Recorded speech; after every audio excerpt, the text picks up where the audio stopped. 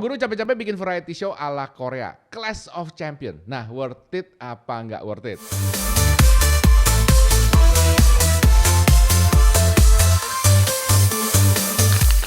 Halo CEO, selamat datang ke CEO Bisnis Online Podcast. Tempatnya kamu dapat inspirasi jadi pengusaha sukses yang super seru.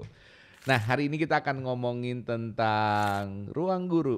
Udah pernah nonton belum acaranya Ruang Guru nih, guys? Apa namanya? Clash of Champions. Aduh mancing.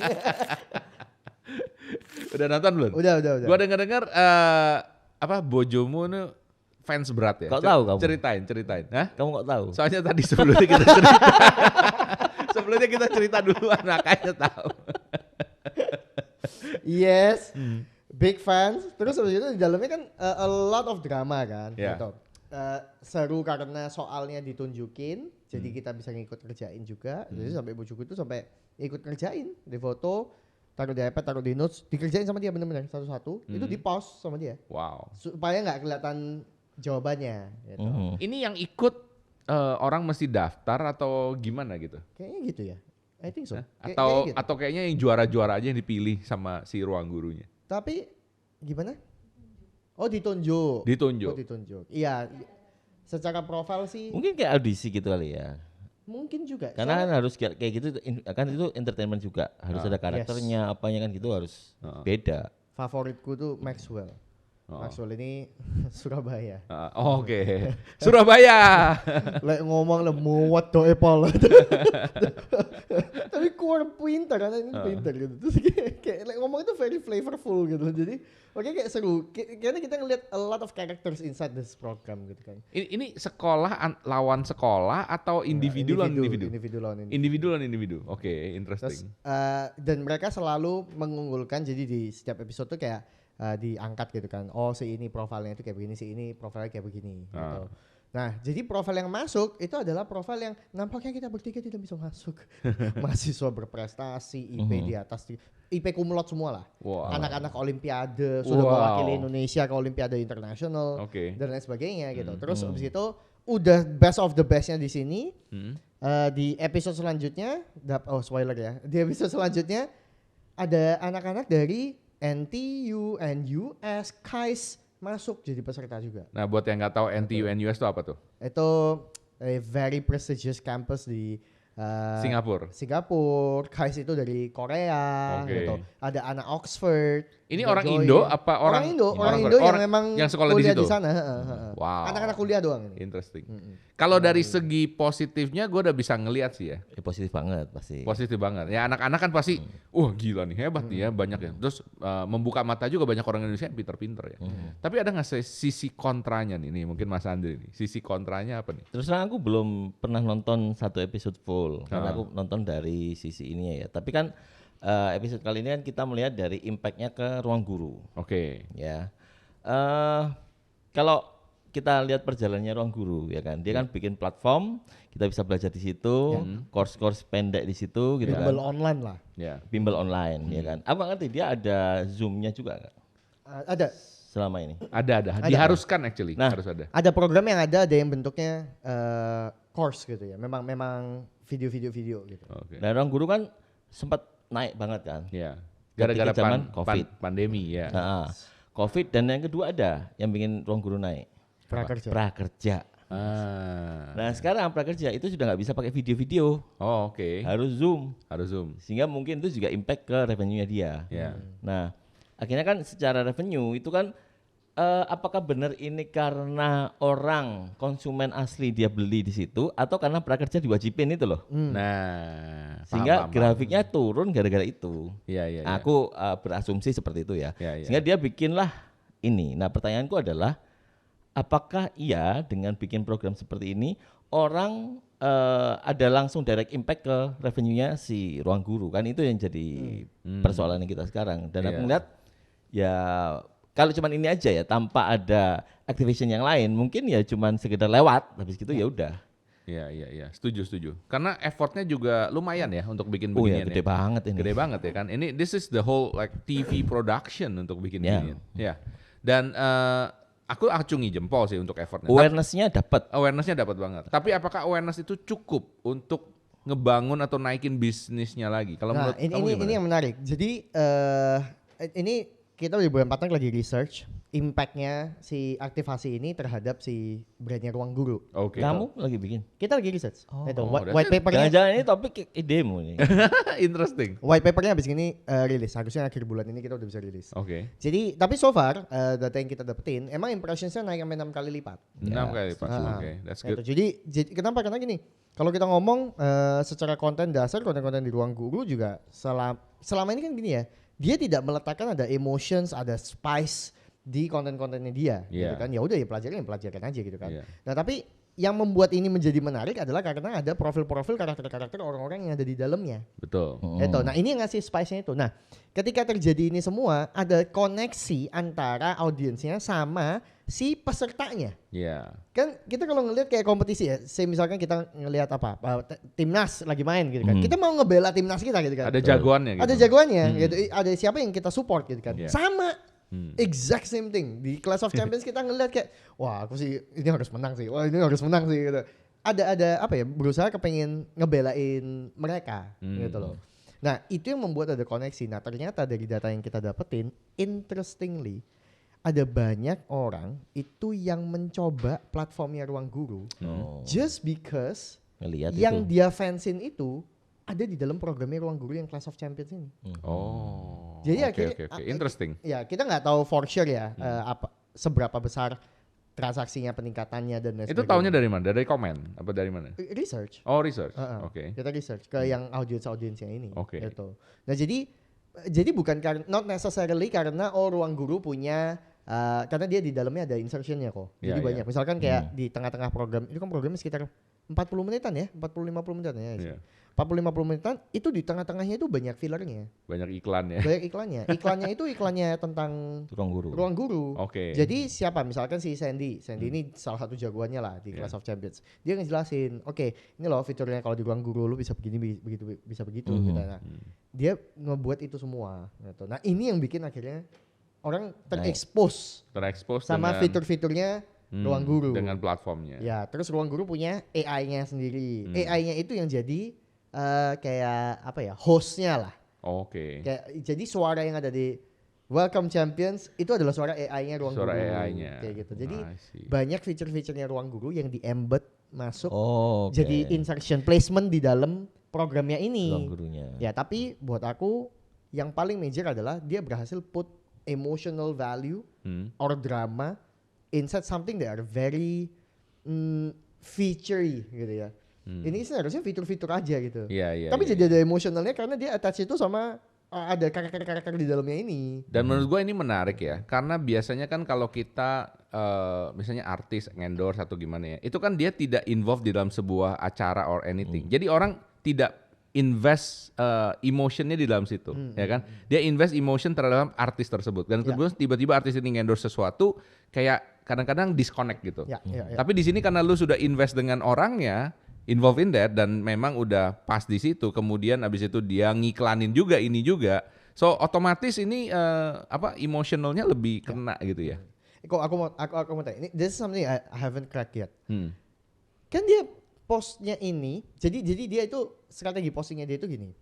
Kalau kamu mau ngelihat ini lebih duluan, kamu ngelihatnya di aplikasinya Ruang Guru. Ngelihat acara ini. Ngelihat acara ini duluan. Oke. Kamu ngelihatnya di Ruang Guru punya platform. Oke. Setelah itu 1 atau 2 hari kemudian baru dirilis sama mereka di YouTube. Oke. Ya. Oke. Berarti kan dia mau mengunggulkan Oh, ini Platformnya cuma ada di dia. YouTube. platformnya dia. Di YouTube toh? Di Ini YouTube cuma toh. YouTube. Oh, oke. Dia di aplikasinya dia duluan ya. Iya, ya, Aplikasinya enggak, aku dia pikir dulu. di National TV enggak ada ya. berarti? Enggak. Nah, ini kan udah pasti ini strategi untuk naikin Traffic. jumlah member ya, Ya. yang di Ruang Guru kan gitu. Nah, tapi kan ini ada YouTube ya. Di YouTube-nya ini kan kita views sekitar 5 sampai 7 juta views per video Iya. gitu. Aku yang masih belum kekrek adalah sebetulnya yang gede itu bukan yang ada di YouTube-nya. Yang gede itu dari re-upload-nya. Orang-orang lain Yang re-upload. motong-motong. Yang motong-motongin. Nah, aku butuh ngerti ini gimana ya menghitungnya gitu. Oh. Soalnya oke. Menghitung apanya? Karena gini, Re-uploadan. menghitung di uploadnya. Karena yang gede itu di uploadnya bukan di menurutku ya. Ini langsung hipotesaku. Bener nggak? Kan kayak podcastnya Dedi tuh. Iya. Si podcastnya Dedi, podcastnya Dipotong Densu, banyak orang. kan dipotong-potong terus. Iya, Nah itu iya. yang gede kan justru di TikTok kan bisa dapat berapa juta. Oh. Iya. Itu susah diukur sih. Memang perlu dicari satu-satu akunnya ya kan, dan kemudian memang dihitung dari situ. Ya. Yang kamu perlu tahu apanya? Impactnya karena kan Ke ruang secara gurunya. jumlah impressionsnya kan jadi naiknya kan Naik, berkali-kali oke. lipat toh karena itu gitu. Nah itu kan kayak kalau misalkan dulu itu kayak free publicity tuh ketika di-upload Iya. ya kan. Karena aku pun kan kena pertama kali gara-gara Re-uploadan orang. di-uploadan orang, bukan dari ruang gurunya. Bukan langsung dari situ ya. Iya. Nah ini interesting sih. Ini mungkin sebenarnya ini ada salah satu teknik marketing ya yang agak lumayan jadul ya. Jadi ini memang hubungannya bukan ke ruang guru langsung ya. Dulu tuh ada satu band ya. Band ini namanya apa The Dead gitu ya, gue lupa ya. Pokoknya band tahun 60-an gitu ya. Band kuno lah gitu ya. Nah, cuman banyak fans-fansnya ini yang sangat apa ya? Yang sangat ngefans berat sama band ini. Kemudian karena dia udah jadul, dia nggak bikin album baru ya. Dia cuma dapat duit tuh dari show ke show ya. Dia bikin bikin konser ke konser. Nah, cara dia bikin konser adalah dia ngecek lagu dia paling banyak dibajak di Mana? Oh. di mana. Paham nggak maksudnya? Iya. Ini kan mirip ya. Jadi kan konten aslinya ini ya kan, tapi ini dibajak orang, bajakannya malah rame banget. Nah, jadi for some reason ya kan dia tuh mengambil monetisasinya bukan dari hasil ininya tapi dari situ. Jadi dia ngeliat audiensnya dari situ. Ini mungkin bisa dipakai ruang guru juga gitu ya, atau platform lain mungkin apa yang bikin gitu. Jadi yang penting sih menurut gua di awalnya memang udah menarik. Kemudian habis itu ya itu yang tadi kita nggak bisa ngukur ya, yang ngebajak itu banyak banget, mulai dari akun yang nggak jelas sampai akun yang agak gede mungkin ngambil cuplikan-cuplikan. Tapi ini trickling down ya. Nah kalau ruang guru cepet ngambilnya, ya mungkin dia bisa bikin semacam kayak program affiliate or anything ya kan. Itu bakal lebih gila lagi tuh. Dia udah ada referral program sih. Udah ada referral program ya. program. Oke. Yang menarik sekarang adalah banyak orang yang merasa terasingkan gara-gara ngelihat program ini gitu. Kok bisa? Jadi karena gini, yang nonton tuh berasa bego. Oh iya. Oke. Itu karena memang dia bego. Mau gimana? Enggak, aku tuh ngeliatin ya. Bukan Oke. karena soalnya kan Soalnya nggak susah kok. gampang-gampang dong. Soalnya agak Susah sulit. pertanyaannya. Sulit. Gitu. Itu aku sampai ngeliat ya aku berasa bodoh sih kayak. I don't even know itu rumus apa gitu. Tapi di mana ya? Tapi kalau semua kayak reality show yang model kayak gitu ya pasti kayak gitu, bener gak? Contoh nggak usah ngomong soal kepintaran lah ya. Contoh kayak yang cewek-cewek banyak pilih satu cowok yang paling ganteng, yang itunya take me out ya kan? Ya, kenapa Ya kan? itu? Ya pasti cowok-cowok kan pasti ada ngerasa juga, wah ini kok perfect banget ya, ini gini ngerti kan? Pasti ada rasa cemburu, itu pasti ada gitu kan ya. Mau apapun yang namanya model kompetisi pasti ada orang yang ngerasa merasa cemburu atau merasa kayak nggak kompeten gitu di situ ya. Makanya lu nggak masuk kompetisi, that's why. Pak Andri, narasinya kan orang-orang itu jadi ngomongnya kayak begini gitu. Ini mereka dapat hate speech sekarang ceritanya, si peserta-peserta. Si pesertanya di hate Yes, speech. yes, di hate Oke. speech. Jadi mereka ngomong kayak, jadi mereka ini kayak dibully sama netizen sekarang. Gitu. Kenapa? Karena ada yang membela, ada yang enggak. Oke. Gitu ya. Jadi yang membela ya udah ya lempeng-lempeng aja gitu kan. Tapi yang enggak membela ini, mereka tuh kesannya kayak anak-anak ini kayak si netizen ini ngomong percuma IPK tinggi, tapi ntar susah cari kerjaan. Oh. Wah.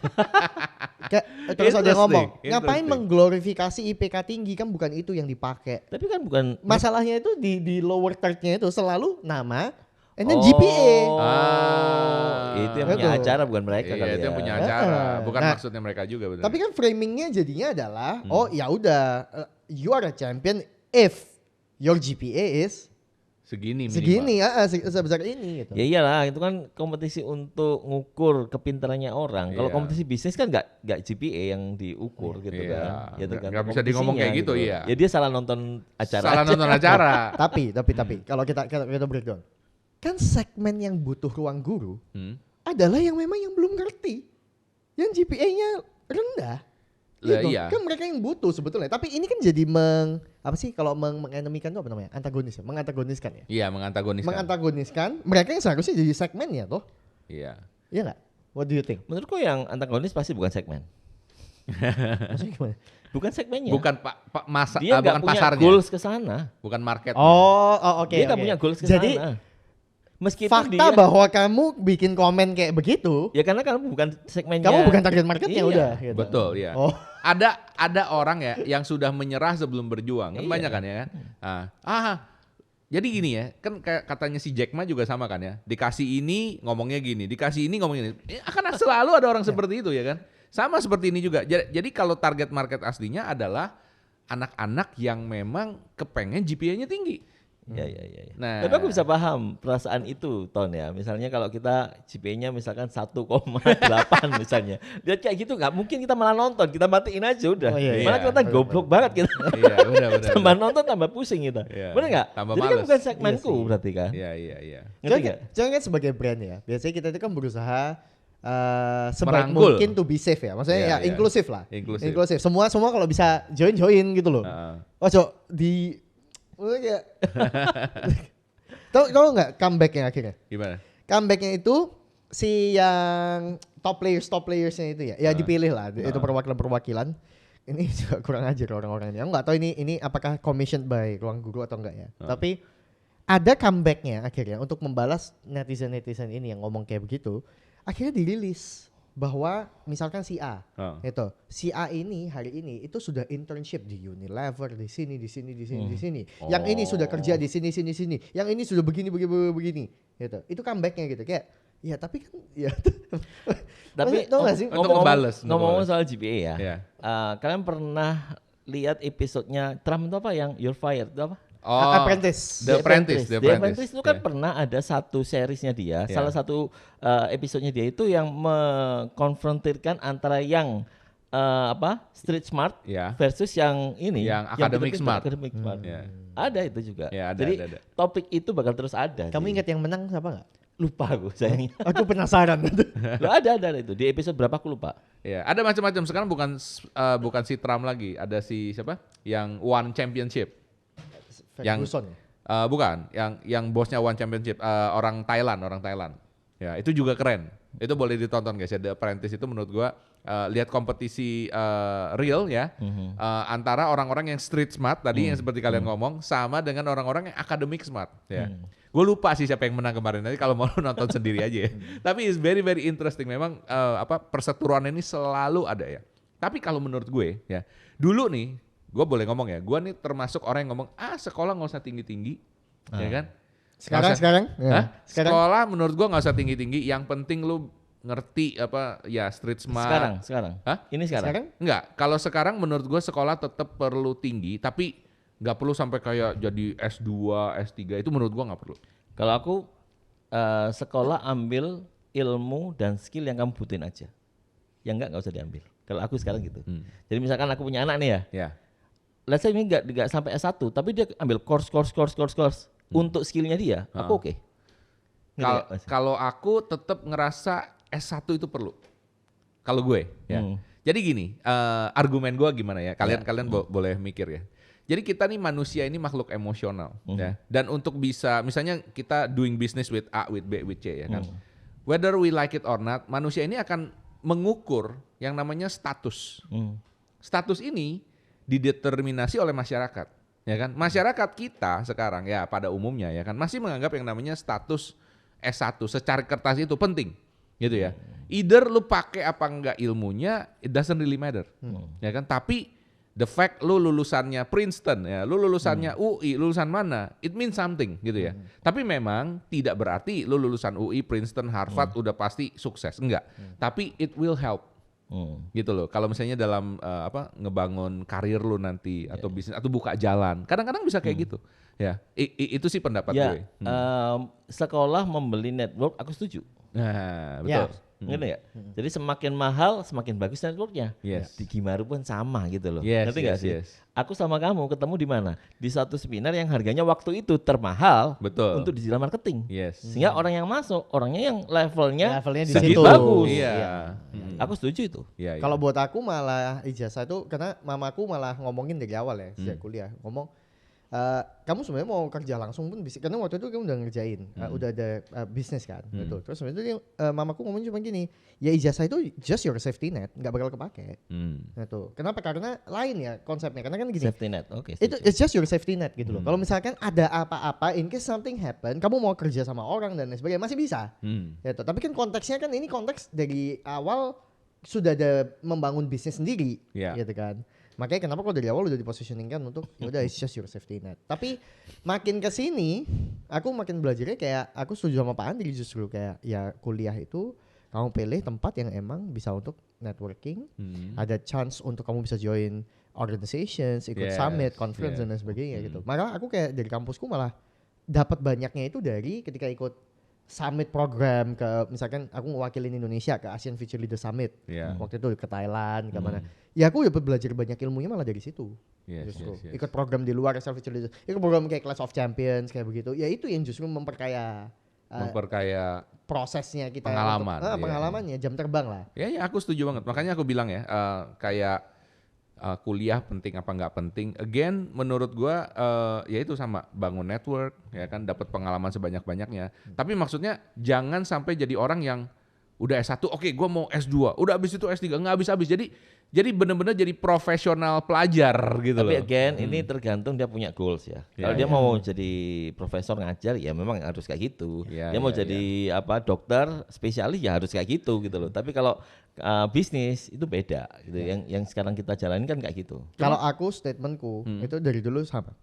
Kuliah itu penting, tapi cuman kuliah nggak cukup. Cuman kuliah nggak cukup ya. Kuliah itu penting, tapi cuman kuliah nggak cukup. Kenapa? Karena yang lulusannya S1, ini kalau udah bahas ya tentang ini ya. Yang lulusannya S1 udah terlalu banyak. Orang ngomong, kita nggak punya lowongan pekerjaan apa dan susah banget cari kerja. Lowongannya banyak. Yang qualified yang nggak banyak. Betul. Kita aja loh, masing-masing dari kita dihitung udah butuh berapa banyak orang gitu loh. Ya ini cuma dari bertiga, sedangkan perusahaan segitu banyak di Indonesia gitu. Nggak mungkin orang ngomong nggak ada lowongan. Itu ada di materi stand up-nya Deddy Corbuzier yang kemarin itu. Ya lowongan tuh banyak, tapi syaratnya terlalu banyak. Jadi kita kalau syaratnya dihilangin semua, wah ini baru bagus dia. Makanya ngomong nggak bisa, kuliah itu penting, tapi kuliah toh nggak cukup. Gitu. Makanya harus ada ilmu-ilmu tambahan yang dipelajarin dari yang lain-lainnya, ikut workshop kek, coba bisnis kecil-kecilan kek dan lain sebagainya. Jadi paling nggak punya experience lah ketika masuk. Bayangin kok, aku sekali rekrutmen 400 orang per angkatan, per batch. Per batch 400 orang yang di-accept cuma 1. Bayangin coba. 399 nggak lolos. Sesusah itu. Kemarin kita nyari orang aja ya, bukan hanya nggak lolos ya guys ya. Yang ngedaftar ini udah ditulis jelas-jelas ya, cuman terima di Surabaya. Yang daftar tuh dari seluruh Indonesia, kita tuh bingung ini orang baca apa nggak baca gitu ya. Maksudnya the fact dia nggak baca itunya aja, dia langsung ngelamar, itu udah, maksudnya udah jelas-jelas ya nggak qualified gitu ya. Dan itu repotnya SDM-nya. WhatsApp-nya kantor gitu. WhatsApp-nya cuma apa? Ada lowongan. Nah, tanya gitu. Nice. Rendah banget gitu ya. Maksudnya bukan hanya dari segi akademis ya, tapi secara attitude-nya juga rendah gitu ya maksudnya. Tapi akhirnya membuat melek orang-orang melalui Class of Champions menurutku. Maksudnya itu terekspos akhirnya orang-orang itu bahwa kadang kita nggak tahu competitions kita sama siapa. Ya itu loh. Itu that's your competition dah. Ya kelihatannya kayak begitu. Berarti at the very least kita ngelihat yang ada di situ udah ada berapa banyak peserta, ya udah ini yang akan mengisi nih. Itu ini orang-orang yang akan mendapatkan posisi-posisi. Kok tahu nggak? Akhirnya mereka ini jadi selebriti gitu. Iya memang. Udah pasti. Si Maxwell itu aku ngelihat dia live di TikTok.